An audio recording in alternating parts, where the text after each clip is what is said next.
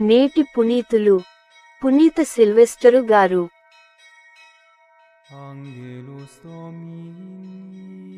మీరు పవిత్రుల వలన అభిషేకింపబడితిరి, కనుక మీరందరూ సత్యమును తెలిసికొంటిరి.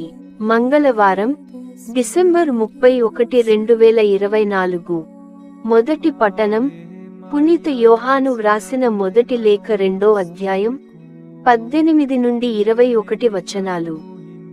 నా బిడ్డలారా, ఇది తుది గడియ. క్రీస్తు విరోధి ఆగమనము మీకు ముందే తెలుపబడినది. ఇప్పటికే చాలామంది క్రీస్తు విరోధులుగా గోచరించుచున్నారు. కనుక తుది సమయము ఆసన్నమైనదని మనకు తెలియుచున్నది. ఇట్టివారు ఎన్నడూ యథార్థముగా మన గుంపులోని వారు కారు. కనుకనే వారు మనలను విడిచిపోయిరి.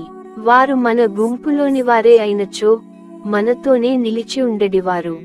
వారెవ్వరు నిజముగా మనలోని వారు కారని స్పష్టమగుటచే వారు మనలను విడిచిపోయిరి. అయితే మీరు పవిత్రుల వలన అభిషేకింపబడితిరి, కనుక మీరందరూ సత్యమును తెలిసికొంటిరి. కనుక నేను మీకు వ్రాయునది సత్యమును మీరు ఎరుగరని కాదు, అంతేకాక సత్యము మీకు తెలియను కనుక సత్యము నుండి అబద్ధము పుట్టనేరదని మీకు తెలియజేయుట చేత నేను వ్రాయుచున్నాను. ఇది ప్రభువు వాక్కు.